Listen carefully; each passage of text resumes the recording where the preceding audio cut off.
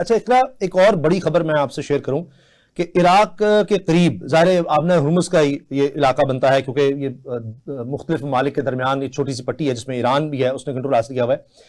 इसमें सेफ सी विष्णु, ये भारतीय खाम माल बहरी जहाज, इसको निशाना बनाया गया है। इसमें हमले का एक शख्स अब तक हलाक, 15 इसमें दीगर थे, उनको बचाया गया है।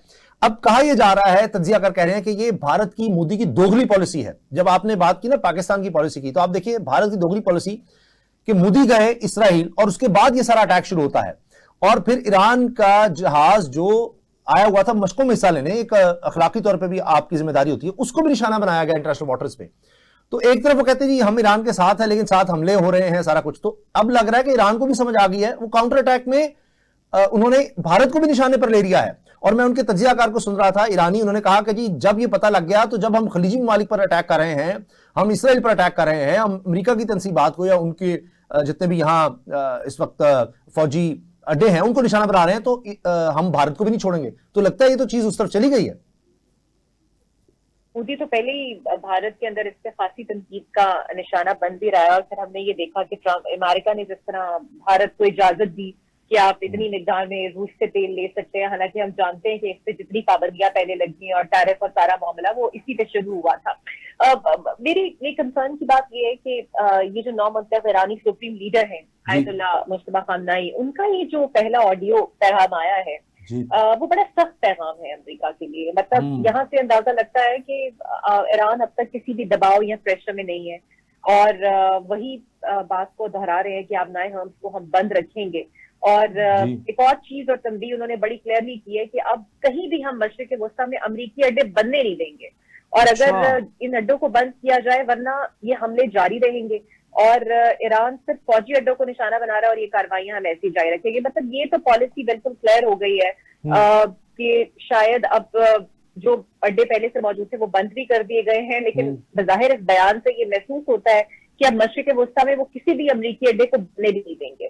और हम ये जानते हैं कि ट्रंप को पहले भी ये जो ईरानी सुप्रीम लीडर जो अब नए मुंतखब हुए हैं, जिन्होंने मंसब संभाला है, वो पहले ही इनकार कर चुके हैं कि हम किसी भी ऐसी लीडरशिप को नहीं मानते। लेकिन इस लीडरशिप के आने के बाद, ये जो आयतुल्ला मुस्तफा खामनाई साहब हैं, इनके आने के बाद ये जो पहला ऑडियो पैगाम है, इसमें ये तो नजर आ गया है कि जब वो ये कह रहे हैं कि हम शौदा के खून का बदला भी लेंगे और ईरान बिल्कुल दस्तबरदार नहीं होगा, और आबनाए हम को बंद इसलिए रखेंगे कि ये दुश्मन पर दबाव डालने के लिए जरूरी है, तो इसका मतलब है वो सारी कश्तियां जला चुका और वो ऐसे ही करेगा। और ये भी आपको याद होगा, कल परसों का बयान में देख रही थी, बल्कि शायद कल का ही था, कि उन्होंने कहा कि जनाब अब हम 200 बैरल $30 तक आपको पेट्रोल की कीमत बढ़ाकर दिखाएंगे कि किस तरह जाती है। तो situation is actually I guess अभी तो डीएस्केलेशन का कोई चांस नहीं है। प्रेशर बढ़ा इस पे पाकिस्तान पे है, और मौशी तौर पे भी और सफारती तौर पे भी बहुत ज्यादा है। अच्छा, ये जो बात पराचा साहब की है इकरा ने कि ये तो खतरा था, और डोनाल्ड ट्रंप ने कहा जी हम जिनको चाह रहे थे कि शायद आयतुल्ला खामेनी की जगह वो आ जाएंगे, वो भी साथ मारे गए हैं। उन्होंने ये क्या कह दिया कि जी वो सेकंड अब पता नहीं कौन होगा। तो ये था खतरा कि ज्यादा सख्त लोग आ जाएंगे आगे, सख्तगीर लोग कि जिनसे आप बातचीत कर सकते थे। हत्ता कि एक दफा आपने सुना होगा कि जो मौजूदा सदर हैं ईरान के, उन्होंने एक पैगाम जब दिया, बयान दिया कि ये माजरत खां हैं कि अटैक हुआ है हमारे हमसाया या खलीजी मालिक पर, हमें करना पड़ा। तो उस पर पासदार इनकलाब ने उल्टा अटैक्स बढ़ा दिए थे उसके बाद। उन्होंने कहा जी नहीं नहीं नहीं, कोई माजरत नहीं, कुछ नहीं। तो ये भी एक हमें रिएक्शन के तौर पर ये चीज नजर आ रही है। और इसके साथ ये भी कि अब देखिए कि खित्ते में अमेरिकन कंपनियां बंद होने लग गई हैं, क्योंकि उन्होंने कहा कि हम बैंक हमारा ईरान का निशाना बनाए तो हम अब अमेरिकी कंपनियों को निशाना बनाएंगे। उन्होंने स्टाफ ही निकाल दिया। फिर ये भी खबर सर कि रूस और चीन किसी ना किसी तरह पीछे मदद कर रहे हैं, कि इस पर आप क्या कहेंगे? और ये एक तो ये कि पीछे कोई मुल्क मदद कर रहे हैं ईरान की किसी भी तरह से, ये अमेरिकन तज्जियाकार इसका इजहार कर रहे हैं। और दूसरा ये कि ये तो ज्यादा सख्त हो गया काम, नए जो सुप्रीम लीडर हैं उन्होंने ज्यादा सख्ती कर दी। नहीं, जिन्होंने ये देखा कि उनके वालिद मोहतरम को शहीद किया गया, उनकी बेगम साहबा को शहीद किया गया, यानी Syed Ali खामनाई x supreme leader की जो बहू थी, इनकी वाइफ थी, फिर घर के दीगर अफराद को शहीद किया गया। एक छोटी बच्ची नवासी थी उनकी, वो शहीद हो गई। तो इनके अंदर क्या फीलिंग्स होंगी? और दूसरा, जब ये खुद टारगेट है, यानी परसों से तो खबर आई थी कि ये इनको निशाना बनाया गया है।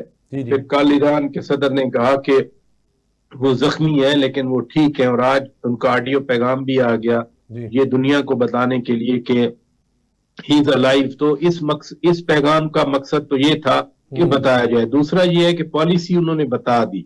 लफ्ज है सुप्रीम लीडर। सो प्रेसिडेंसी हो, उनकी पार्लियामेंट हो, यानी जो मजलिस शूरा टाइप है उनकी, या पासदारान इनकलाब हो, उन सब के ये सुप्रीम लीडर हैं। तो इनका ऑर्डर प्रिवेल करता है। और सही। जो अली खामेनाई शहीद थे, उनके ये इंस्टीट्यूशंस बनाए हुए हैं। वो सारे इंस्टीट्यूशन जो है वो आकर लाइक अ पिरामिड जो है वो ताकत का मरकज तो सुप्रीम लीडर बनते हैं। तो ओके। पॉलिसी तो ये वाजे है, इन्होंने आज कह दिया सही। कि डायलॉग का कोई चांस नहीं है।